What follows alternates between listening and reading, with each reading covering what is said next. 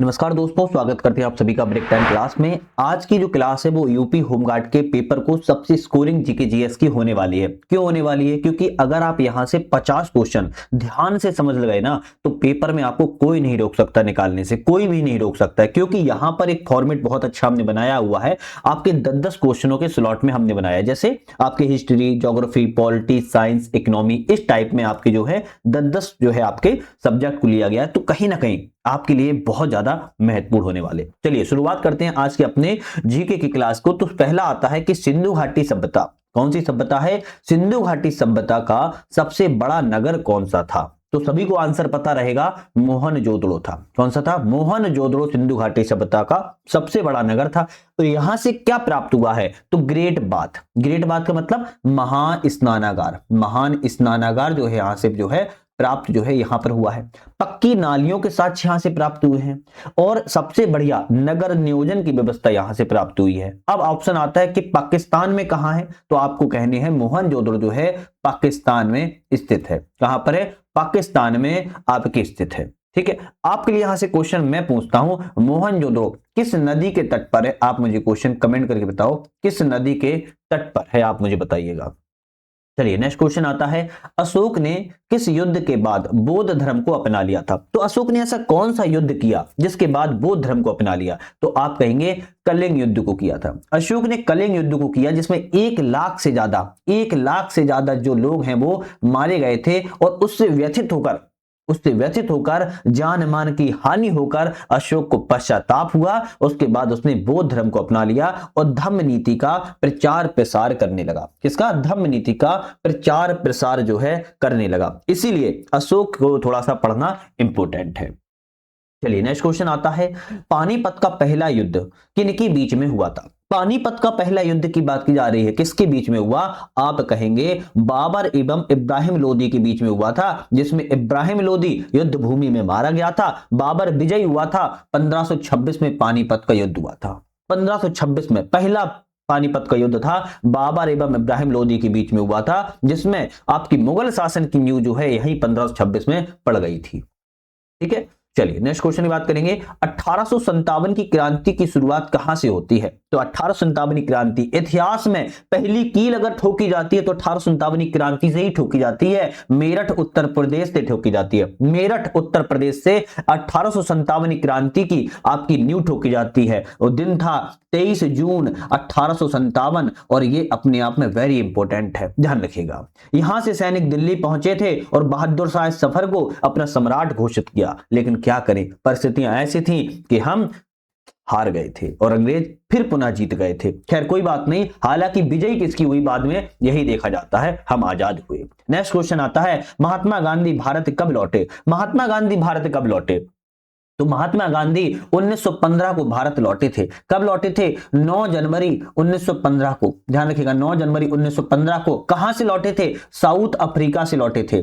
South Africa से Mahatma Gandhi return हुए थे भारत। फिर भारत आ गए तो फिर भारत से वो बाहर ना जा पाए, ध्यान रखिएगा। तो महात्मा गांधी 1915 में दक्षिण अफ्रीका से भारत लौटे थे और उन्होंने उसके लौटने के बाद सत्याग्रह को अपनाया, अहिंसा को अपनाया और इस माध्यम से स्वतंत्रता आंदोलन का नेतृत्व प्रदान जो है किया था, ध्यान रखिएगा। चलिए नेक्स्ट क्वेश्चन की बात करेंगे, असहयोग आंदोलन कब शुरू हुआ?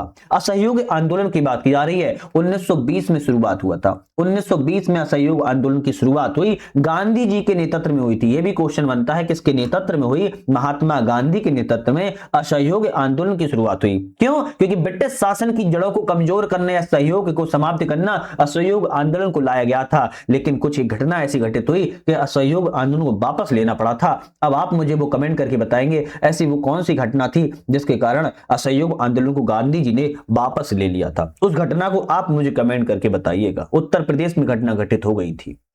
नेक्स्ट क्वेश्चन आता है, वंदे मातरम के लेखक कौन थे?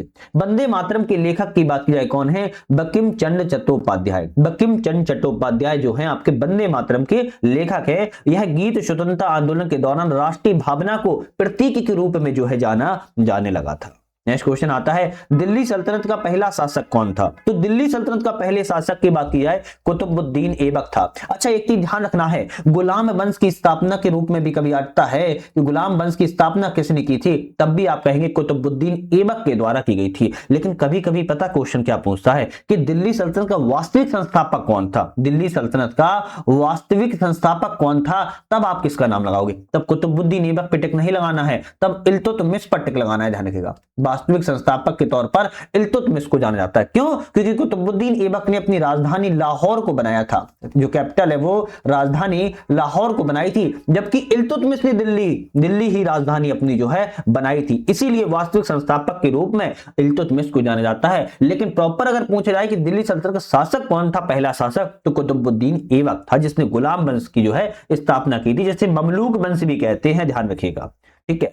नेक्स्ट आता है, चोल वंश का प्रसिद्ध शासक कौन था? चोल वंश का प्रसिद्ध शासक की बात की जाए, राजा राज चोल था। कौन था? राजा राज चोल जो है चोल वंश का प्रसिद्ध शासक था। दक्षिण भारत में विशाल साम्राज्य स्थापित करने के लिए राज राजा को जाना जाता है। ध्यान रखना है। चलिए, नेक्स्ट आता है, भारत छोड़ो आंदोलन कब शुरू हुआ? तो भारत छोड़ो आंदोलन की बात की जाए 1942 में शुरुआत हुआ था, और यहीं पर महात्मा गांधी ने करो या मरो, क्या था, करो या मरो का नारा दिया था भारत छोड़ो आंदोलन के समय। 1942 में बम्बई के गवालियर टैंक मैदान से इसकी शुरुआत जो है की गई थी। करो या मरो का नारा यहां पर दिया गया था। जैसे कि हमने बताया था, इतिहास के हमने 10 प्रश्न करेंगे, उसके बाद पॉलिटी, ज्योग्राफी, इकोनॉमी, साइंस, 10-10 क्वेश्चनों को 5 स्लॉट में, मतलब कि हम यहां पर टोटल जो है आपके 50 क्वेश्चन एक वीडियो में करने वाले हैं। पीडीएफ तो बहुत लंबी है, अगर पूरी पीडीएफ की बात किया तो 500 से 700 क्वेश्चन यहां पर होंगे, लेकिन हम 50-50 क्वेश्चनों की बात करेंगे। नेक्स्ट आता है, पॉलिटी से संबंधित क्वेश्चन है, भारतीय संविधान का जनक किसे कहा जाता है? तो डॉक्टर भीमराव अंबेडकर को भारतीय संविधान के जनक के रूप में जाना जाता है। डॉक्टर भीमराव अंबेडकर को एक क्वेश्चन बहुत पूछा जाता है, किस समिति के अध्यक्ष थे ये? तो आपको ध्यान रखना है, प्रारूप समिति के अध्यक्ष थे। किसके? प्रारूप समिति के अध्यक्ष के तौर पर जाना जाता है। भारतीय संविधान के पिता, जनक के तौर पर डॉक्टर भीमराव अंबेडकर को भी जाना जाता है। नेक्स्ट आता है, भारतीय संविधान में कुल कितने अनुच्छेद हैं? तो भारतीय संविधान में कुल पूछ रहा है कितने अनुच्छेद हैं? आप कहेंगे 448 अनुच्छेद है। कितना है? 448 अनुच्छेद हैं। सर आपने तो 448 बता दिया, हमने तो 395 पढ़े थे। अरे भाई, मूल रूप से 395 अनुच्छेद हैं, उसी में अगर सब क्लोज जोड़ा जाए तो वर्तमान में 448 से ज्यादा आपके अनुच्छेद हो चुके हैं। तो ध्यान रखिएगा, वर्तमान में भारतीय संविधान में 448 अनुच्छेद हैं, और संशोधन की संख्या इसकी बढ़ती जा रही है, बराबर बढ़ती जा रही है। तो आपको थोड़ा सा इसको ध्यान जरूर अच्छे से रखना होगा भाई, कि भारतीय संविधान में मूल रूप से 395 अनुच्छेद हैं, और इसी में सब क्लोज बढ़ते हुए 448 से ज्यादा अनुच्छेद हो गए हैं। राष्ट्रपति को चुनाव कौन करता है? तो राष्ट्रपति को चुनाव कौन करेगा? भाई जनता तो करती नहीं है, निर्वाचक मंडल के द्वारा किया जाता है, जिसमें संसद के और राज्य विधानसभाओं के निर्वाचित सदस्य शामिल होते हैं। उसे राष्ट्रपति को चुनाव में निर्वाचक मंडल कहते हैं। राज्य का संवैधानिक प्रमुख कौन होता है? तो राज्य के संवैधानिक प्रमुख की जिस तरह केंद्र का या भारत का संवैधानिक प्रमुख कौन होता है? प्रेसिडेंट होता है। इसी तरह राज्य का संवैधानिक प्रमुख भाई साहब गवर्नर होता है, हम कहेंगे राज्यपाल होता है। कौन होता है? राज्यपाल होता है। वास्तविक शक्ति की बात किया तो मुख्यमंत्री के हाथों में होती है, जिसमें मंत्रिपरिषद भी होती है। जिस तरह केंद्र में वास्तविक शक्ति प्रधानमंत्री एवं मंत्रिपरिषद के हाथ में होती है, सिर्फ आपकी संवैधानिक प्रमुख राष्ट्रपति होता है, उसी तरह राज्य का भी यही रोल है। नेक्स्ट आता है, लोकसभा का कार्यकाल कितने वर्ष का होता है? तो लोकसभा का कार्यकाल सामान्यतः 5 वर्ष का होता है, लेकिन आपातकाल अगर इमरजेंसी बढ़ा दी जाए तो और इसको भी 1 साल के लिए बढ़ाया जा सकता है, लेकिन उसमें कुछ टर्म्स एंड कंडीशंस भी होती है ना। मौलिक अधिकार किस भाग में है? तो मौलिक अधिकार भाग 3 में है। फंडामेंटल राइट्स की बात की जा रही है। फंडामेंटल राइट्स की बात की जाए, भाग 3 के अंतर्गत जो आते हैं, इसमें नागरिकों को समानता एवं स्वतंत्रता की बात की गई है। किसकी? नागरिक समानता एवं स्वतंत्रता की नागरिकों के लिए बात की गई है फंडामेंटल राइट्स में। ठीक है, और यहां पर अनुच्छेद की बात की जाए, आर्टिकल की बात की जाए तो 12 से लेकर 36 आर्टिकल तक जो है यहां पर आपके रखे गए हैं। 35 तक, सॉरी 12 से 35 तक जो है आपके रखे गए हैं। डीपीएसपी में 36 से 51 तक है। नेक्स्ट क्वेश्चन आता है, भारत को संप्रभु समाजवादी पंथ निरपेक्ष लोकतांत्रिक गणराज्य किस प्रस्तावना में कहा गया है? तो भारत को समाजवादी पंथ निरपेक्ष लोकतांत्रिक गणराज्य की बात की जाए तो प्रस्तावना में कहा गया है। किसमें? प्रस्तावना में कहा गया है। वो प्रस्तावना क्या होती है? संविधान की आत्मा होती है। आत्मा, जैसे हमारी आत्मा किससे में बसती है? हमारे परिवार में बसती है, माता पिता में, भाई बंधु में बसती है। इसी तरह ध्यान रखिएगा, संविधान की प्रस्तावना जो है आपकी संविधान की आत्मा कहलाई जाती है। ध्यान रखिएगा। ठीक है, चलिए नेक्स्ट बात करेंगे, न्यायपालिका का प्रमुख कौन है? तो न्यायपालिका का प्रमुख कौन होता है भाई? मुख्य न्यायाधीश होता है, चीफ जस्टिस ऑफ इंडिया, सर्वोच्च न्यायालय का न्याय प्रमुख, आपका नेतृत्व जो करता है सर्वोच्च न्यायालय का, वह न्यायपालिका का मुख्य न्यायाधीश होता है। पंचायती राज किस अनुच्छेद में है? तो पंचायती राज की बात किया किस आर्टिकल में है? आप कहेंगे आर्टिकल 40 में। आर्टिकल 40 में, अनुच्छेद 40 में पंचायती राज की व्यवस्था की गई है और यह राज्य की नीति निर्देशक तत्वों में शामिल है, जिसे हम डीपीएसपी कहते हैं, यानी कि डीपीएसपी कहते हैं। राज्य की नीति निर्देशक तत्वों का किस देश से लिया गया है? कमेंट करके बताओ किस देश से जो है ग्रहण किया गया है, कमेंट करके जल्दी बताइएगा। आपको भी तो हम चेक करते चले कि भाई आता है कि सिर्फ बस नहीं आता है, बस पेपर देने भर दिया फॉर्म, भैया फॉर्म भर दिया है, अब माहौल बनेगा, है ना? माहौल नहीं बनाना है, मोहल्ले में रिश्तेदारी में माहौल नहीं बनाना है, रिश्तेदारी का माहौल सबसे बेकार होता है। वो बताना तो है ही नहीं हम किस चीज की तैयारी कर रहे हैं, ध्यान रखो, बिल्कुल चुपचाप लगे रहो, चुपचाप लगे रहो, एकदम बम फूटे, एकदम बम फूटे कि भाई अरे ये क्या हो गया, हम तो समझते ही नहीं थे, इस तरह, इस वाला। संविधान सभा के अध्यक्ष कौन थे?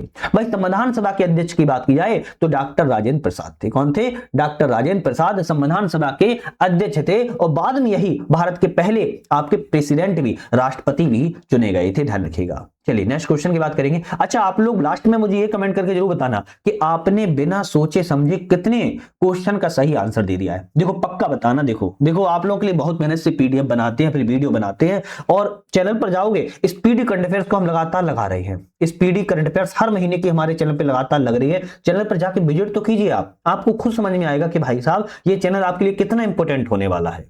बात करेंगे नेक्स्ट क्वेश्चन की, भारत का सबसे बड़ा राज्य क्षेत्रफल की दृष्टि से कौन सा है? यहां से ज्योग्राफी हमारी चालू हो गई है ना, हिस्ट्री पॉलिटिकल लिए ज्योग्राफी चालू हो गई है। भारत का सबसे बड़ा राज्य क्षेत्रफल की दृष्टि से आप कहेंगे राजस्थान राज्य है। कौन सा है? राजस्थान। अच्छा, सबसे बड़ा क्षेत्रफल में तो हमने बात कर लिया कि राजस्थान है, जहां पर थारी का मरुस्थल भी है, लेकिन जनसंख्या में सबसे छोटा भी है, ध्यान रखिएगा। उत्तर प्रदेश जनसंख्या में उत्तर प्रदेश से है छोटा है ना। क्षेत्रफल में तो बड़ा है लेकिन जनसंख्या में बात किया तो उत्तर प्रदेश से छोटा है। पूरे भारत में पॉपुलेशन कहां की सबसे ज्यादा है? तो आप कहेंगे उत्तर प्रदेश की सबसे ज्यादा है। ठीक है, बात की जाए गंगा नदी का उद्गम स्थल कहां से होता है? तो आप कहेंगे गंगोत्री से होता है। हालांकि गंगा नदी दो नदियों से मिलकर बनती है, गंगा प्रॉपर नहीं आती है, गंगा भी दो नदियों से मिलकर बनती है। गंगा नदी का उद्गम आपके गंगोत्री हिमनद से होता है। भागीरथी नदी द्वीपप्रयाग में अलकनंदा से मिलती है। जैसे मान लो ये नदी आ रही, एक नदी आ रही, तो ये दोनों नदियां यहां पर मिल गई। कहां पर मिल गई? इस पॉइंट पर मिल गई। इस पॉइंट का नाम है देवप्रयाग। क्या नाम है? देवप्रयाग इस पॉइंट का नाम है। ये आ रही थी आपकी भागीरथी, मान लेते हैं, है ना, भागीरथी आ रही, और ये आ रही है आपकी अलकनंदा। कौन सी आ रही है? अलकनंदा। इन दोनों नदियों के मिलने से यहां पर देवप्रयाग में मिली, तब इसको हम गंगा के नाम से जो है जानते हैं, तब गंगा के नाम से जानते हैं। तो भागीरथी नदी और अलकनंदा नदी के मिलने से गंगा नदी बनती है, ध्यान रखिएगा। लेकिन कभी पूछा जाए गंगा नदी का उद्गम स्थल कहां से होता है, तब आप बेफिचक होकर टिक लगाइए, गंगोत्री हिमनद से होता है, ध्यान रखिएगा। कहां से? गंगोत्री हिमनद से होता है। नेक्स्ट क्वेश्चन आता है, भारत की सबसे लंबी तटरेखा किस राज्य की है? सबसे लंबी तटरेखा। अच्छा, तटरेखा बदली जा गई है ना, तटरेखा बदली जा चुकी है। नई वाली तटरेखा अब बराबर 11,098 किलोमीटर हो चुकी है। जो अभी तक 7,516 पढ़ते थे ना, उसको भूल जाओ, है ना, भूल जाओ उसको। ये पूछा जा सकता है कि पुरानी तटरेखा कितनी थी, तब आपको उस पर टिक लगाना है। नई तटरेखा पूरी भारत की 11,098 किलोमीटर हो चुकी है। आपकी गुजरात की सबसे लंबी तटरेखा है। स्टेट में, राज्य में पूछा जाए किसकी तटरेखा सबसे लंबी है, गुजरात की है। और कभी पूछा जाए कि यूनियन टेरिटरीज में, केंद्र शासित प्रदेश में किसकी लंबी तटरेखा है, तब आप कहोगे अंडमान निकोबार की है। अंडमान निकोबार की आज भी सबसे लंबी तटरेखा यूटीज में है और स्टेट में गुजरात राज्य की है, ध्यान रखिएगा। काली मिट्टी किस फसल के लिए उपयुक्त होती है? तो काली मिट्टी कपास के लिए काली मिट्टी सबसे बढ़िया होती है। और काली मिट्टी को ही दूसरा नाम भी है, क्या नाम है? रेगूर मिट्टी के नाम से भी जो है जाना जाता है। तो इसमें एक और क्षमता होती है, नमी धारण करने की क्षमता होती है। अगर इसमें पानी की मात्रा, आर्द्रता पानी जाए ना, तो चिपचिपी हो जाती है। नमी धारण करने के बाद चिपचिपी जो है हो जाती है। और अगर वहीं सूख जाए तो इसमें दरारें पड़ जाती है। क्या पड़ जाती हैं? दरारें पड़ जाने लगती हैं, ध्यान रखिएगा। तो काली मिट्टी बहुत ज्यादा इंपॉर्टेंट होती है, एग्जाम में सबसे ज्यादा पूछी जाती है। कपास की मिट्टी के लिए सबसे ज्यादा प्रमुख होती है। भारत का सबसे ऊंचा पर्वत शिखर कौन सा है? सबसे ऊंचा पर्वत शिखर भारत की बात की जा रही है, भैया एवरेस्ट तो विश्व का हो जाएगा, भारत की बात की जा रही है, आप कहेंगे कंचनजंगा। कंचनजंगा कितनी ऊंचाई है? 8,586 मीटर इसकी ऊंचाई है। किस राज्य में है? तब आप कहेंगे सिक्किम राज्य में है। कहां पर है? सिक्किम राज्य में है। यह भारत का सबसे ऊंचा पर्वत शिखर है, ध्यान रखिएगा। हालांकि K2 भी है, K2 भी है जो कि 8611 मीटर है, लेकिन ध्यान रखिएगा वो कहां पड़ जाता है, वो आपका लद्दाख में पड़ जाता है, थोड़ा सा वहां पर आपका जम्मू कश्मीर में थोड़ा सा काराकोरम में श्रेणी में पड़ता है, लेकिन वहां तो विवादित है, इसलिए प्रॉपर तार पर पाया जाता है। भारत का सबसे ऊंचा पर्वत शिखर कंचनजंगा है। मानसून किस दिशा से भारत में प्रवेश करता है? भैया ये भारत का नक्शा हो गया, मानसून भारत से दक्षिण पूर्व दिशा से दक्षिण पश्चिम, सॉरी माफी चाहता हूं, दक्षिण पश्चिम दिशा से प्रवेश करता है, साउथ साउथ साउथ वेस्ट से प्रवेश करता है। कहां से? साउथ वेस्ट से आपका मानसून जो है प्रवेश करता है, और जून माह में प्रवेश करता है और सितंबर तक चलता रहता है मानसून। तो ये बहुत इंपॉर्टेंट क्वेश्चन है कि आपका मानसून भारत में गर्मियों में मानसून होता है, दक्षिण पश्चिम दिशा से प्रवेश करता है। डेल्टा का निर्माण किस नदी के द्वारा होता है? तो इन चारों में डेल्टा का निर्माण की बात किया है तो गंगा नदी करती है। गंगा नदी किसके साथ मिलकर करती है? ब्रह्मपुत्र नदी के साथ में गंगा नदी विश्व का सबसे बड़ा डेल्टा का निर्माण बनाती है। और यह किस खाड़ी में गिरता है? ये आपकी बंगाल की खाड़ी में जो है गिरता है। यहां तो अरब सागर है, यहाँ अरब सागर है, ये आपका हिंद महासागर है, ये आपका बे ऑफ बंगाल, बंगाल की खाड़ी है, और बंगाल की खाड़ी में ही आपका क्या होता है? विश्व का विशाल डेल्टा का निर्माण करता है गंगा और ब्रह्मपुत्र नदी के मिलकर, जिसे हम सुंदरवन डेल्टा कहते हैं। बड़ा सुंदरी वृक्ष की बहुलता पाई जाती है, जिसके कारण इसको सुंदरवन का डेल्टा के नाम से जानते हैं। भारत का सबसे बड़ा पठार कौन सा है? भारत का सबसे बड़ा पठार दक्कन का पठार है। कौन सा है? दक्कन का पठार भारत का सबसे बड़ा पठार है, और यह प्रायद्वीप भारत का बड़ा भाग घेरता है। प्रायद्वीप भारत का ये हिमालय से भी पुराना है, ध्यान रखिएगा, हिमालय से भी पुराना है दक्कन का पठार, भारत का सबसे बड़ा पठार है। लाल मिट्टी का रंग किस कारण से होता है? तो लाल मिट्टी का रंग लोहे के कारण से होता है। हालांकि लोहा तो मैंने ऑप्शन में लिख दिया है, लेकिन प्रॉपर बात किया है तो लोहे ऑक्साइड के कारण होता है। किससे? लोहे ऑक्साइड के कारण आपके लाल मिट्टी का रंग जो है हो जाता है, और इसका रंग लाल दिखने लगता है। नेक्स्ट आता है, भारत की सबसे लंबी नदी कौन सी? अब बहुत सारे टिक टिक लगा देंगे, भाई ब्रह्मपुत्र ब्रह्मपुत्र। अरे भाई नहीं, गंगा भारत की सबसे लंबी नदी है, इसकी लंबाई 25 किलोमीटर है। कितना है? 25 किलोमीटर है, और भारत में बहने वाली सबसे लंबी नदी के तौर पर इसको जानी जाती है। ठीक है, अब यहां पर हमने किसकी बात कर ली? हिस्ट्री हो गया, पॉलिटी हो गया, ज्योग्राफी हो गया। अब हमारे क्या आएंगे? साइंस आएंगे, ध्यान रखिएगा। तो अब साइंस के बाद फिर हम इकोनॉमी की बात करेंगे। चलिए, मानव शरीर में रक्त का रंग लाल क्यों होता है? अच्छा, सब्सक्राइब चैनल को कर लीजिएगा। क्यों कर लीजिएगा? एक चैनल रिक्वेस्ट है, क्योंकि ऐसे ही अब डेली क्वेश्चन आएंगे 50-50, जब तक एग्जाम हो नहीं जाएगा डेली आएंगे, तो उसको देखने के लिए सब्सक्राइब कर लो। साथ में यूपी जीके की स्पेशल वीडियो चलेगी, यूपी स्पेशल अलग चलेगी बिल्कुल प्रॉपर, उसको भी देख लीजिएगा, इंपॉर्टेंट रहती है भैया। चलिए, मानव शरीर में रक्त का लाल रंग क्यों होता है? हीमोग्लोबिन के कारण होता है। किसके कारण? हीमोग्लोबिन के कारण लाल रक्त होता है। हीमोग्लोबिन में आयरन होता है। क्या होता है हीमोग्लोबिन में? रंग में आपके हीमोग्लोबिन में आयरन होता है, और जो कि रक्त को लाल रंग देता है, और यह ऑक्सीजन का परिवहन करता रहता है शरीर में। ध्यान रखिएगा, ऑक्सीजन का क्या करता रहता है? परिवहन करता रहता है। बात की जाए नेक्स्ट क्वेश्चन की, सूर्य से पृथ्वी तक प्रकाश आने में कितना समय लगता है? तो सूर्य से पृथ्वी तक प्रकाश आने में पूछ रहा है कितना समय लगता है? 8 मिनट का। अगर प्रॉपर बात की जाए कितना मिनट का समय लगता है? 8 मिनट 20 सेकेंड का समय लगता है। 8 मिनट 20 सेकेंड का जो है समय लगता है। हालांकि ये क्वेश्चन साइंस में ज्योग्राफी का कैसे आ गया, चलिए कोई बात नहीं। सूर्य पृथ्वी से 15 करोड़ किलोमीटर जो है दूरी पर स्थित है, ध्यान रखना है। बात की जाए मानव शरीर का सबसे बड़ा अंग कौन सा है? तो मानव शरीर का सबसे बड़ा अंग कौन सी होती है? त्वचा है। मानव शरीर में सबसे ज्यादा क्या फैली है? भाई शरीर को सुरक्षा प्रदान करती क्या है? त्वचा ही तो करती है, और क्या करती है बताइए? और यह तापमान को क्या करती है? रेगुलेट, नियंत्रित करती रहती है। तो मानव शरीर का सबसे बड़ा अंग त्वचा होता है, ध्यान रखिएगा। पानी का रासायनिक सूत्र क्या है? तो पानी का रासायनिक सूत्र H2 होता है। पानी मतलब कि 2 हाइड्रोजन H2 से मिलकर बनता है 1 ऑक्सीजन, तो मतलब क्या होता है? H2O पानी का रासायनिक सूत्र होता है, और जीवन के लिए आवश्यक है पानी। और हम बिना फालतू में कभी कभी पानी फैलाते रहते हैं, ये बड़ा चिंता का विषय है। पौधे भोजन बनाने की प्रक्रिया को क्या कहते हैं? पौधे जो भोजन बनाते हैं उस प्रक्रिया को प्रकाश संश्लेषण कहते हैं। क्या कहते हैं? प्रकाश संश्लेषण कहते हैं। प्रकाश संश्लेषण में पौधे सूर्य के प्रकाश को ग्रहण करते हैं, जल को ग्रहण करते हैं, और CO2 कार्बन डाइऑक्साइड को ग्रहण करते हैं। इन तीनों को ग्रहण करने के बाद प्रकाश संश्लेषण कहलाता है, और जिससे फिर क्या होता है? भोजन पौधों को प्राप्त होता है, ध्यान रखिएगा। और उसके बाद जो हम जीवन जीने के लिए ऑक्सीजन लेते हैं ना, ये वही ऑक्सीजन इन्हीं से प्राप्त होता है, और ये ऑक्सीजन को प्राप्त करके फिर हमें छोड़ के देते हैं माफी चाहता हूं, सॉरी, छोड़ के देते हैं, तो हम ऑक्सीजन ग्रहण करके जिंदा रहते हैं। ठीक है, जिंदा रहते हैं। बात की जाए रक्तचाप मापने का यंत्र क्या है, तो रक्तचाप मापने के यंत्र की बात की जाए स्फिग्नोमीटर होता है। क्या होता है? स्फिग्नोमैनोमीटर को हम रक्तचाप मापने के लिए कहते हैं। सामान्यतः बीपी कितना होना चाहिए, ब्लड प्रेशर 120/80 होना चाहिए, 120/80 होना चाहिए। आज सभी लोग अपनी अपनी गर्लफ्रेंड बॉयफ्रेंड का नाप लेना, भाई इसका बीपी कितना है ना,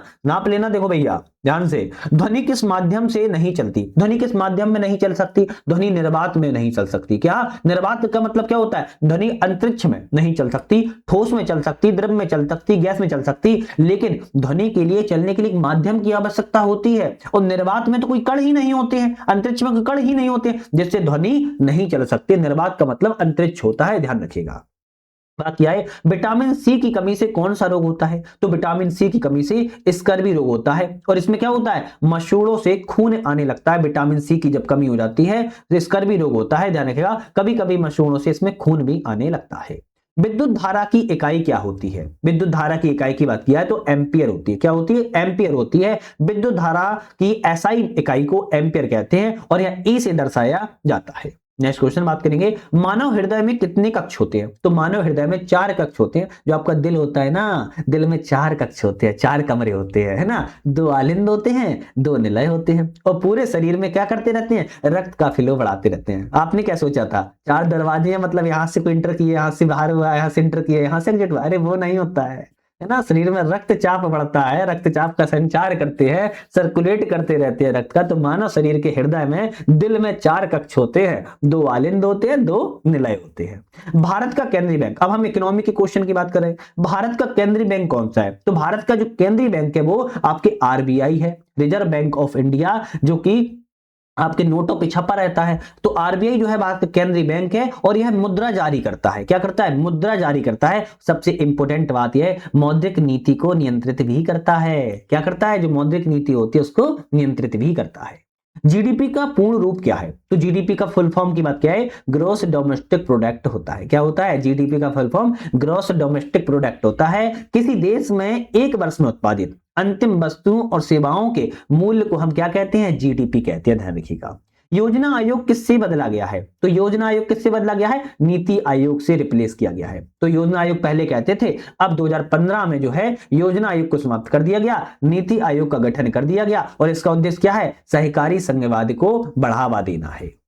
मुद्रास्फीति का अर्थ क्या होता है? मुद्रास्फीति का होता है कीमतों में वृद्धि करना। क्या होता है? मुद्रास्फीति क्या होता है? कीमतों में वृद्धि, वस्तुओं और सेवाओं की कीमतों में लगातार वृद्धि हो रही है, क्रय शक्ति घट रही है, जिसे हम इन्फ्लेशन कहते हैं, मुद्रास्फीति के रूप में जो है जानते हैं। भारत की पहली पंचवर्षीय योजना कब शुरुआत हुई, तो भारत की पहली पंचवर्षीय योजना की 1951 में शुरुआत की गई थी, ध्यान रखिएगा। पहली पंचवर्षीय योजना का उद्देश्य क्या था, तो कृषि का विकास करना था। क्या करना था? एग्रीकल्चर का आपका डेवलपमेंट, विकास करना सबसे ज्यादा लक्ष्य रखा गया था।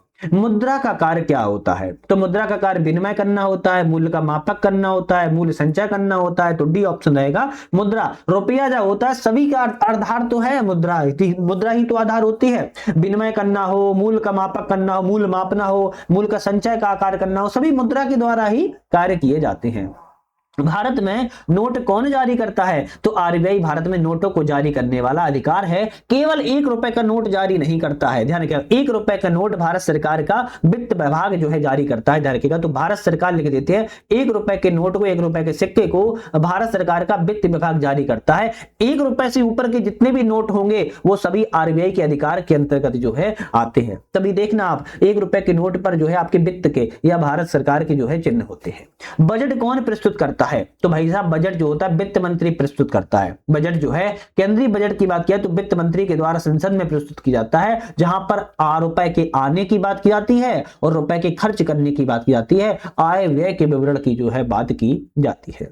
गरीबी रेखा का निर्धारण कौन करता है, तो गरीबी रेखा का निर्धारण नीति आयोग के द्वारा किया जाता है। वर्तमान में गरीबी रेखा से संबंधित कार्य नीति आयोग के अंतर्गत होता है। इससे पहले यह कार्य योजना आयोग जो है करता था, है ना, योजना आयोग करता था। 50 नंबर क्वेश्चन है, कर किसे कहते हैं। कर कैसे कहते हैं? अनिवार्य भुगतान को कर के रूप में जानते हैं। कर जो होता है सरकार के द्वारा लगाए जाने वाला एक अनिवार्य भुगतान होता है, जिससे सरकार को राजस्व प्राप्त होता है, उसे हम कर या टैक्स के रूप में जानते हैं। लेकिन अनिवार्य भुगतान आजकल करता कौन है? हर कोई चोरी करना चाहता है। खैर 50 क्वेश्चन कंप्लीट कर लिए। अब देखो पुनः हमारी हिस्ट्री से कंप्लीट क्वेश्चन आ गए, तो अब पुनः फिर नेक्स्ट सीरीज में हम 10 question history, 10 question polity, 10 question geography, 10 question science, 10 question economy के। तो इस फॉर्मेट में अब हम लगातार वीडियो चलाते रहेंगे, लगातार चलाते रहेंगे। हालांकि चैनल पर यूपी होमगार्ड की ऑलरेडी प्रीवियस भी लगा चुके हैं, आप उनको भी जाके देख सकते हो। चैनल आप लोगों को पसंद आएगा, चैनल को एक बार लाइक शेयर सब्सक्राइब कमेंट कर देना है, जिससे कि अच्छा लगता है, मोटिवेशन मिलता है। नेक्स्ट वीडियो में पुनः मुलाकात करेंगे, तब तक के लिए धन्यवाद।